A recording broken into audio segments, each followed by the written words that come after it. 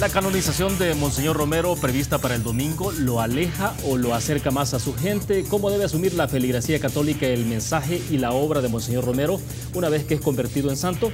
La respuesta a esa y otras preguntas aquí en 8 en punto.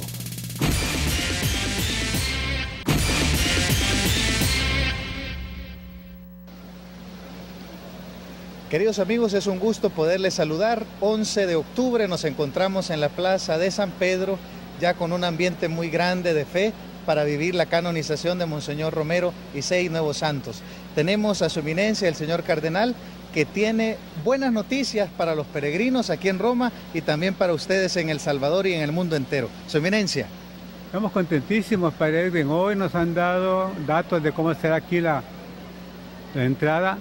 Uno entra y según entra y queda en la plaza. Si vienen temprano tendrán un lugar bonito, si no, y si entran en grupo estarán todos juntos. De modo que no es que estén todos en un solo corral, digamos, sino según va llegando la gente, así que hay que venir temprano para tener un buen lugar y estar en grupo el día domingo. Segundo, hoy dedica Roma en homenaje a Romero, en nombre de la diócesis. Será una ceremonia muy linda a las 8:30 de la noche. Creo que ustedes van a hacer algo para transmitir algo de esto allá. Y tercero, hay unos billetes más para poder tener más peregrinos con nosotros ese día. Así que estamos muy felices. Desde Roma un abrazo para todos. Dios los bendiga. Muchas gracias, eminencia. Quédense con nosotros, queridos amigos, con estos avances. Y ven ustedes ya en la Plaza de San Pedro cómo se va poniendo este ambiente, las sillas y también los lienzos de los nuevos santos. Que el Señor les bendiga y sigan en contacto de la señal que les transforma. Bueno, como ustedes vieron, se trata del padre Edwin Enríquez, un material que subió en su cuenta de Twitter. Lo hemos tomado justamente porque, por colocar en perspectiva lo que está ocurriendo allá en el Vaticano. El padre Edwin Enríquez es el vicepostulador diocesano de la causa de canonización y estaba desde la Plaza San Pedro en el Vaticano y ha entrevistado, como ustedes vieron, al cardenal Rosa Chávez. Bueno, y a propósito, ese es nuestro tema de hoy y queremos colocar en perspectiva la vida de Monseñor Óscar Arnulfo Romero desde la perspectiva de dos personalidades, de dos catedráticos universitarios que nos acompañan esta noche en 8 en punto. Queremos agradecer que está con nosotros en nuestros estudios el profesor Eduardo Cubillas Colorado. Él es docente de periodismo y ha escrito el libro Sentir con la Iglesia. Profesor Cubillas Colorado, un gusto, buenas noches. Buenas noches. Gracias por la invitación y la oportunidad para abordar un poco más a fondo la vida y obra de Monseñor Romero como profeta, como pastor y como mártir, que son las 3 facetas que todo católico debe conocer, en el entendido de que para amar a Romero hay que conocer a Romero. Perfecto. Vamos a platicar más adelante entonces en el detalle. Agradecemos también que está con nosotros Álvaro Artiga, politólogo, docente universitario, escritor del libro Una sociedad según el corazón de Dios. Álvaro, bienvenido. Buenas noches, un gusto. Buenas noches, William. Buenas noches a los que nos ven a través de la televisión. Bueno, excelente. A ver, entonces son 2 escritos, 2 libros, obviamente con visiones diferentes, el análisis, la investigación, la interpretación, pero que al final obviamente tienen como punto de partida la vida de Monseñor Óscar Arnulfo Romero, que ya decíamos entonces a las puertas de este proceso de canonización, que esto estará ocurriendo. Hay todo un proceso también armado de transmisión en vivo de la televisión nacional, que obviamente se estará transmitiendo a eso de la 1:30 de la madrugada del domingo.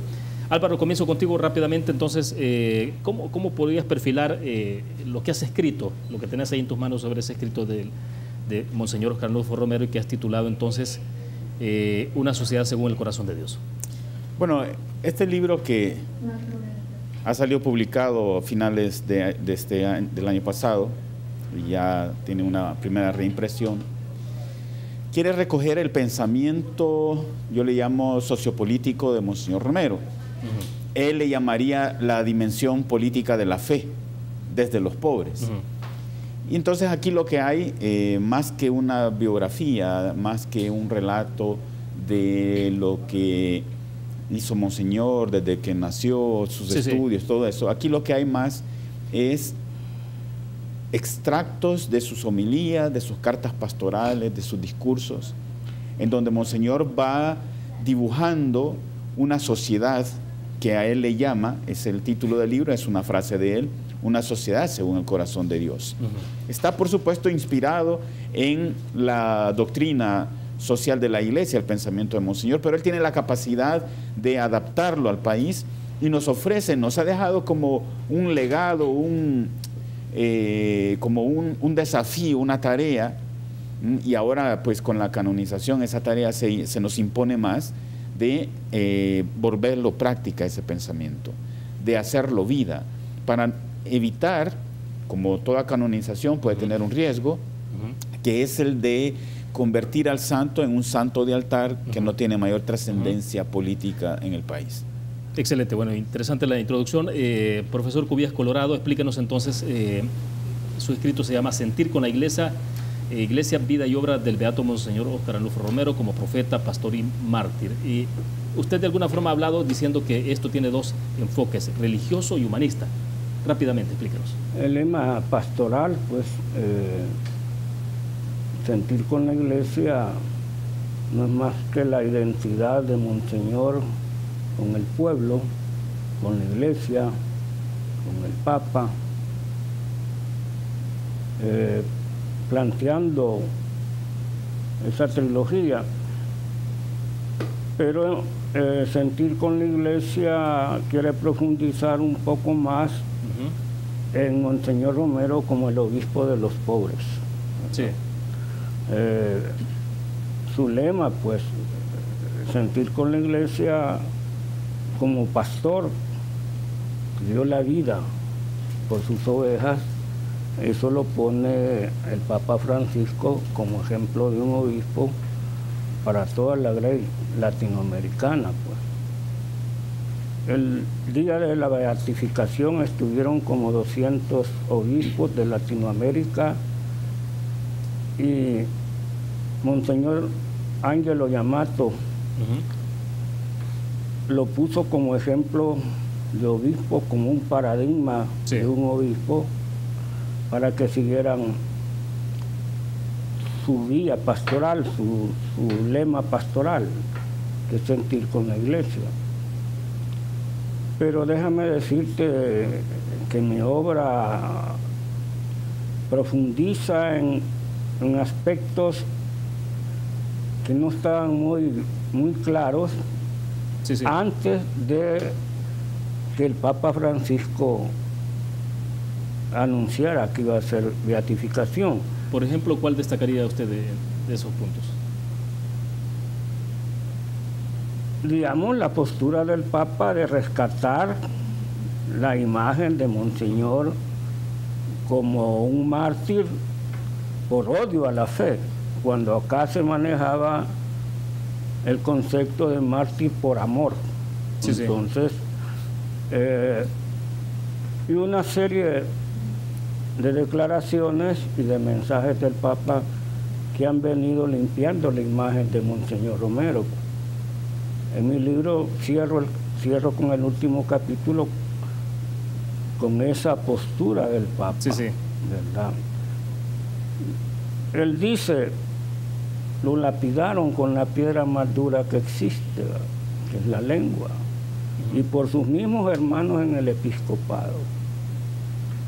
Lo difamaron, lo calumniaron, lo enfangaron, y ese mensaje del Papa ha calado muy hondo en lo que es la curia salvadoreña, porque ha cambiado su actitud. De acuerdo.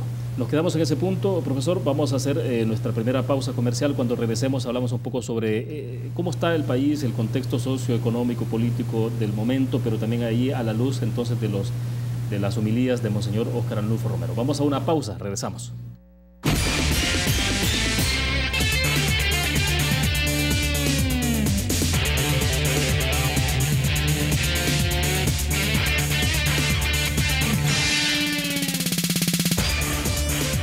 Banco Promérica cuenta con la garantía de rapidez en todas sus cajas, donde te atienden en 20 minutos o menos. Gracias por continuar en 8 en punto. ¿Quiénes están con nosotros? Álvaro Artiga, politólogo y docente universitario, escritor del libro Una sociedad según el corazón de Dios, y Eduardo Cubillas Colorado, docente de periodismo y escritor del libro Sentir con la iglesia. Mientras estábamos conversando, bueno, damos seguimiento a lo que está escribiendo el padre Edwin a través de su cuenta de Twitter. Él, decíamos, está en el Vaticano y está informando para los medios oficiales de la iglesia. Entonces, ahí, por ejemplo, ¿qué dice ese tuit?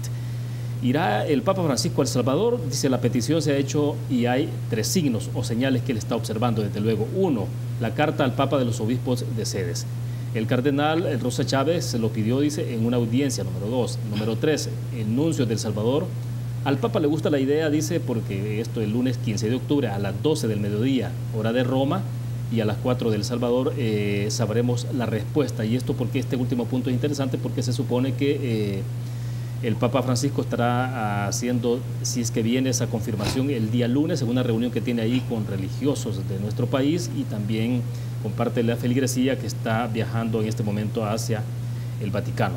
Pues bien, eso es lo que está pasando mientras nosotros seguimos conversando acá en 8 en punto. A ver, Álvaro, de todo lo que se está escribiendo, y quizás antes de que me comentes un poco más sobre tu libro, es ¿dónde se encuentra? Si alguien lo quiere adquirir. Este libro yo sé que está en la librería de la UCA, vale $10, o sea que está baratito, ¿verdad? Podemos hacer el sacrificio de unas pupusas a cambio de un libro que va a alimentar más. Sí. Ahora bien, ¿se puede conseguir en línea o únicamente? No, solo está en impreso. Perfecto. A ver, entonces, decíamos en el segmento pasado un poco colocar en el contexto la reflexión desde la perspectiva que recoges en tu libro, cómo se ve esto, el mensaje de Monseñor en su momento y en la actualidad. Mira, tenemos aquí una propuesta que yo creo que sigue siendo válida. Monseñor Romero, en los últimos 3 años de su vida, y que coinciden con los del ministerio en la arquidiócesis, le tocó ver el surgimiento, y de hecho en 1980 ya los conoció de alguna manera, y él le llamaba los 3 proyectos políticos que se habían derivado del golpe de Estado de 1979. El proyecto político de las organizaciones populares, el proyecto político de la oligarquía y de la derecha, y el tercer proyecto en aquel entonces era el proyecto de la Fuerza Armada, sí, la Democracia Cristiana, con apoyo de los Estados Unidos. Entonces habían 3 proyectos, y él hace la pregunta de los cristianos a cuál proyecto deberían de apoyar, sí, y da un criterio, que es el de aquel proyecto que se acerque más al proyecto de Dios. Ese proyecto de Dios yo lo recojo como la ciudad según una sociedad según el corazón de Dios. Ese tema de tener criterios para juzgar proyectos políticos es vigente incluso para estos días en los que estamos metidos en plena campaña presidencial. De alguna manera, el proyecto de las organizaciones populares de aquel entonces se concreta, ¿verdad?, y ha pervivido en el proyecto del FMLN. Monseñor, sí, Romero no conoció al FMLN, pero conoció, digamos, a las organizaciones que le dieron origen al, sí, FMLN. Sí. Monseñor Romero tampoco conoció a Arena. Arena surgió en el año 81, a él lo asesinaron en el 80. Pero conoció el proyecto de la oligarquía, el proyecto de la derecha. Entonces, de alguna manera, esos 2 proyectos están actualmente. Y los criterios que él nos dio para juzgar en aquella época siguen siendo válidos para juzgar ahora. Porque el país ha cambiado poco, porque estamos hablando de ese nivel digamos, de la capacidad que tenía Monseñor entonces del conocimiento de la realidad de este país, de su idiosincrasia, etcétera.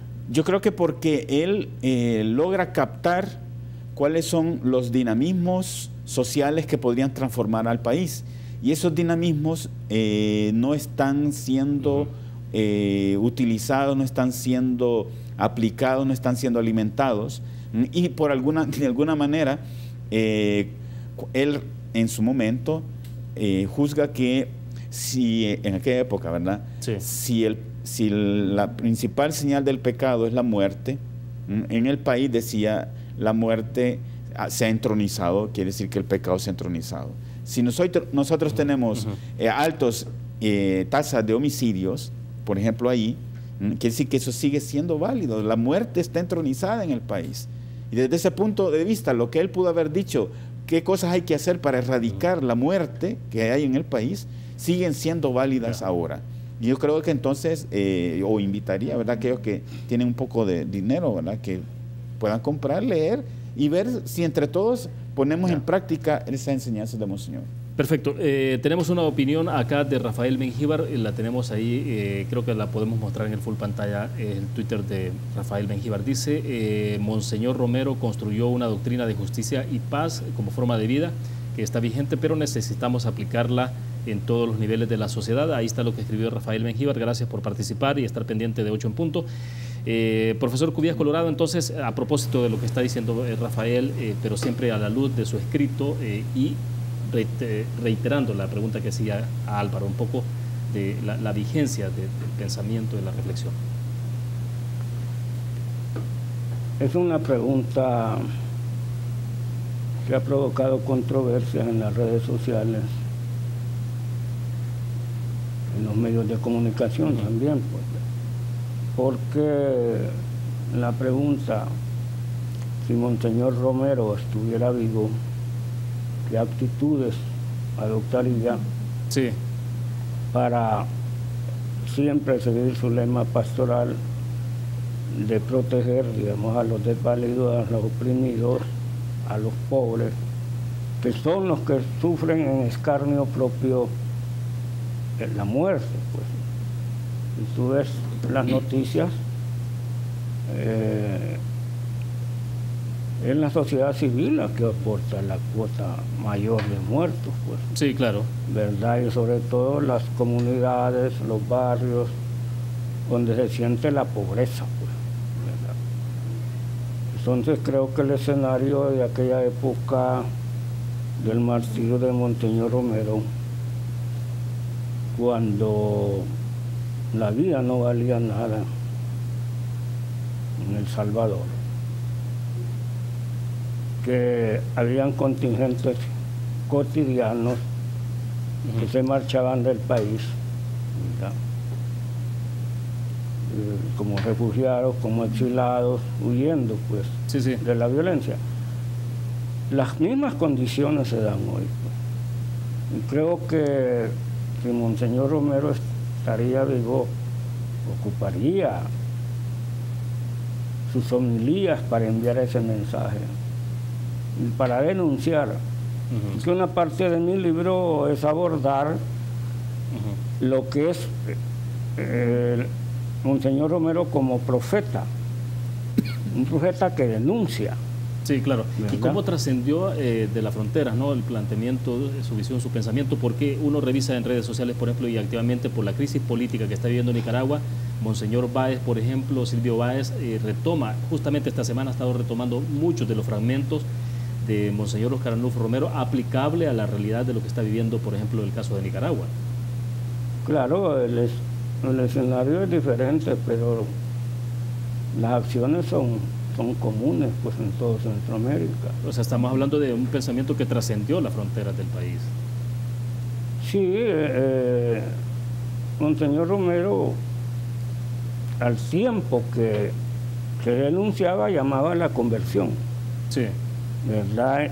Y esa actitud la tiene el arzobispo de Tegucigalpa, en Honduras, ¿no? Llama, pues, a la conversión, a evitar la muerte, la violencia, en fin, en un escenario que es el pan cotidiano en los medios de comunicación, pues. Entonces, ahí vemos esa realidad saturada a veces con información, ya con un tinte político, partidario, en fin. Sí, pero ya con otros intereses, digamos. Sí. Que eso de alguna forma entonces le puede perder la esencia. Y todo, y contribuyen también las agencias internacionales de prensa, pues, de noticias. Estar informando cotidianamente, la televisión estar cerrando sus programas con lo que pasa en Honduras, y recuerda, pues, los momentos que vivíamos de violencia, de la represión, y era lo que denunciaba Monseñor Romero, pues. Él denunciaba la represión Sí, sí. Pero ¿quién encaraba esa represión? Era el pueblo, pues, ¿verdad? Y es la que está sufriendo las consecuencias. Pero es que recordamos siempre a Monseñor Romero como el obispo de los pobres, pues, que abogaba, digamos, por un cese de la violencia, al mismo tiempo que denunciaba, llamaba a la conversión. Claro. Nos quedamos en el punto. Hacemos otra pequeña pausa comercial. Volvemos con más.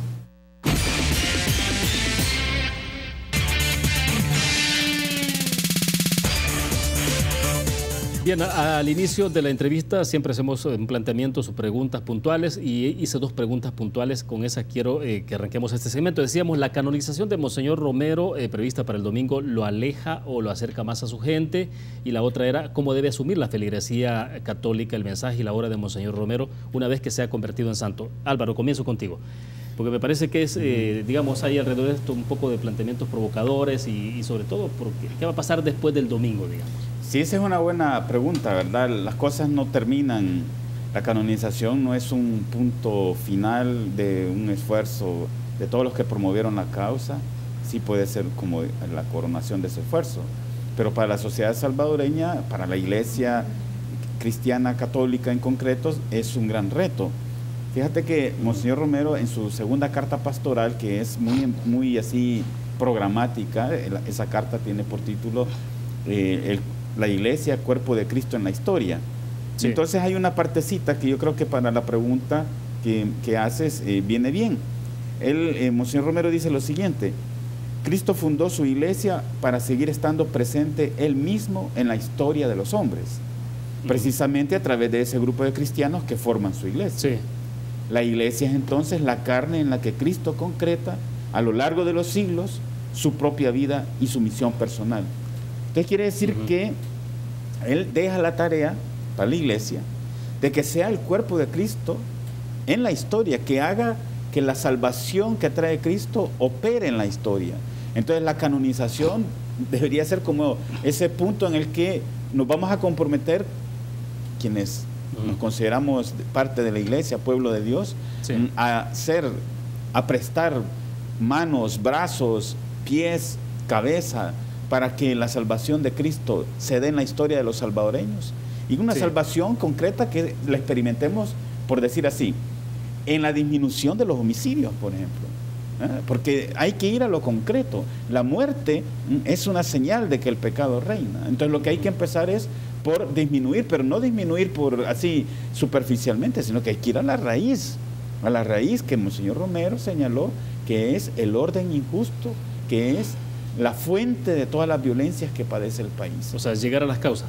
Llegar a las causas. Entonces, arrancar el pecado del mundo, traer la salvación de Dios, es ir a las causas. Y en este caso, Monseñor se lo ha dejado bien claro, ¿verdad? La iglesia tiene ese compromiso de ser cuerpo de Cristo, por lo tanto, ser portadora de salvación, por supuesto, especialmente para aquellos que tienen más amenazada la muerte, la vida, ¿verdad? Que son los pobres, las personas que viven en situaciones de vulnerabilidad, ¿verdad? Entonces, ahí hay una gran tarea y yo creo que el Papa está impulsando, ¿verdad? Y si viene el Papa en enero, digamos, entonces más compromiso para la iglesia salvadoreña, casi como que está empujando, tratando de mover esto. Perfecto. Tenemos acá la participación a través de Twitter de Eduardo Alvarenga. Creo que tenemos ahí está la pantalla. Debemos de comprender, dice, que el legado de Romero trasciende ideologías y constituye un llamado a cada salvadoreño o salvadoreña a obrar proactivamente y de corazón en cada metro cuadrado en que nos desenvolvemos. Profesor Cubillas, su opinión y en la línea de lo que estamos conversando entonces, y sobre todo con esas preguntas con las que iniciábamos el programa. Bien, la figura de Monseñor Romero, ya santificado, canonizado, se vuelve un compromiso para los católicos, sobre todo los católicos diocesanos que apoyamos desde un principio todo el proceso de santificación de Monseñor Romero.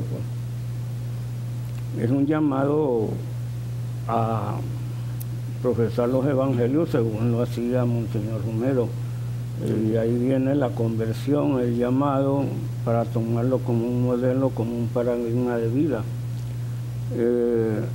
Pero por otra parte, es un compromiso también del Vaticano de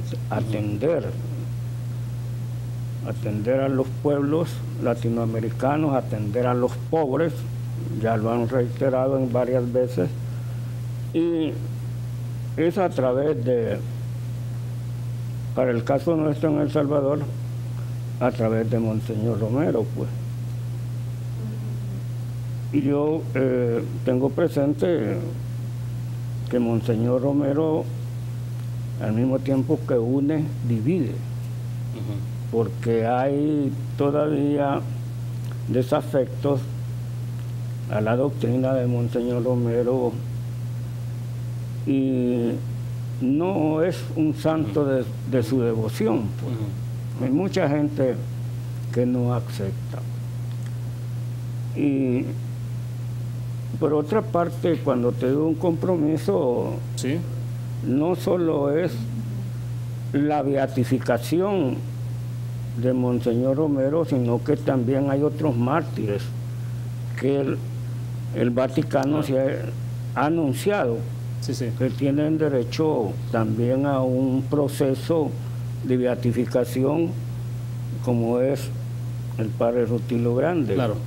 Ahora bien, ¿qué es lo más difícil, profesor, en la parte que tiene que ver con el mensaje de Monseñor, pero la parte de testimonio? ¿Por qué a veces a la población, a la feligresía católica en un momento determinado puede costar tanto adaptar y cumplir, digamos, o replicar al menos la vida de Monseñor Romero? Bueno, es el ambiente que se ha vivido, pues. Se ha vivido en el pecado, según dice Monseñor Romero, y hay que cambiar, pues. Y no son los feligreses los que tienen que cambiar, también los sacerdotes tienen que cambiar. Su manera de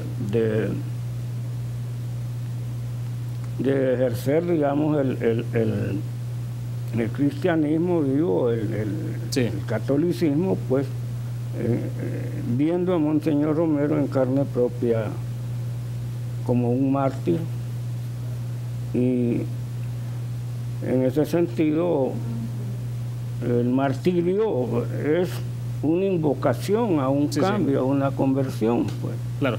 Ahora bien, en el caso de la pregunta que hacía, por ejemplo, si una vez que se convierte en santo Monseñor Romero, la iglesia lo convierte en santo, ¿hasta qué punto eso lo puede acercar más o lo puede alejar más de la gente? Pues desde mi punto de vista lo puede acercar más a la gente, porque hay una devoción hacia él. Como beato y hoy como santo, pues ojalá lo tengan como un modelo de pastor, ¿verdad? Con olor a oveja, que lo tengan como un modelo de cómo se debe cumplir con los evangelios, cómo se debe vivir una vida cristiana. Yo veo que la figura de Monseñor Romero, pues, debe retomarse en vida, pues, como alguien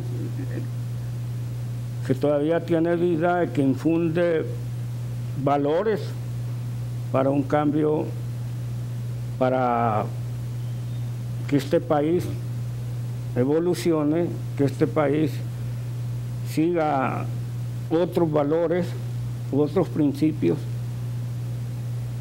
Y la figura de Monseñor Romero está ahí, pues, sí, como un modelo, no solo para los religiosos, sino para los obispos también, pues. Debe haber un cambio en la iglesia, un cambio en la iglesia. Perfecto. ¿Verdad? Un cambio en el arzobispado. Así lo veo yo. Es decir, la figura está ahí de Monseñor Romero como una denuncia que no debe seguir la violencia, que los sacerdotes deben de salir de las iglesias y tener más contacto con el pueblo, pues, según lo hacía él. De acuerdo. Nos quedamos en ese punto. Vamos a ir a la última pausa comercial. Regresamos.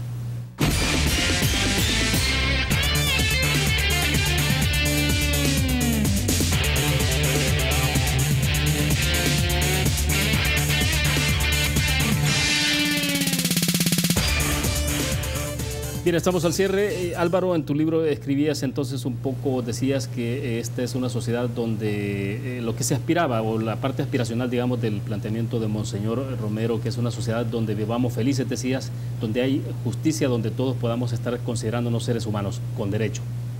¿Cómo así, para ir cerrando y a modo de conclusión, digamos, porque el tiempo nos está avanzando? Sí. Bueno, digamos, hay un mensaje central en Monseñor Romero que es casi así literal, que Dios quiere salvar a los salvadoreños, pero no lo quiere hacer solo. Necesita de la colaboración nuestra para erradicar el mal que padece esta sociedad. Un mal que penetra todos los ámbitos en donde los seres humanos, los salvadoreños y las salvadoreñas, nos movemos acá. Y eso pasa por lo que yo llamo el primer principio, que es el de reconocernos todos los salvadoreños con la misma dignidad, la dignidad que nos da el ser seres humanos, ¿verdad? Como principio básico y que puede ser compartido por quienes no creen, es que el otro, la otra, tiene la misma condición humana que yo y por eso merece respeto. En una mirada de fe eso significa reconocer en el otro y en la otra a un hermano o a una hermana. A partir de ahí el trato en casa, en la comunidad, en la empresa, en la política, debería de cambiar. O sea, ¿verdad? De tu análisis se desprende entonces que debería de ser una especie de efecto cascada. Más que cascada es en distintos ámbitos. Si no es una cosa que solo se va a aplicar digamos desde la política, aunque Monseñor Romero insistió, yo creo que esa es una cosa que va a haber que tomarla más adelante, en que los cristianos tienen que comprometerse con la historia salvadoreña, con la historia de los salvadoreños. Tienen que meterse en política, y llegó a decir él que El Salvador no tendría salida de sus problemas, sino hasta que los cristianos asumieran su rol en la historia. Entonces, claro, ese rol se juega ahí donde hay seres humanos, ¿verdad? Aquí en el canal, el trato, las preguntas, todas esas cosas, ¿verdad? En la casa, en las relaciones de pareja, los hijos con los padres, ¿verdad? En cualquier ámbito donde actuamos, incluso en la relación con la naturaleza. Monseñor Romero ya fue clarividente, digámoslo así, al hablar del respeto que deberíamos de tener con la naturaleza, ¿verdad? Ya él vio los problemas ecológicos que hoy nos están aquejando, especialmente el tema del agua. Entonces yo creo que ahí hay una tarea y un compromiso, y sí, la tarea primordial es que nos formemos todos y todas en el pensamiento de Monseñor Romero para tratar de hacerlo vida, para que no vaya a quedarse como un santo al que se le pide la intercesión para que ocurran milagros. Yo creo que Monseñor Romero, si terminara haciendo así, ¿verdad?, se pondría a llorar, ¿verdad? Yo creo que él nos está pidiendo más compromiso con la historia salvadoreña. Perfecto. Cerramos con usted, profesor. Entonces, el tema de vigencia del pensamiento. El tema de vigencia es la pobreza, enfrentar la pobreza. Según los evangelios, el cristianismo, debemos de ver en cada pobre la imagen de Jesucristo. Encarnar, digamos, el fenómeno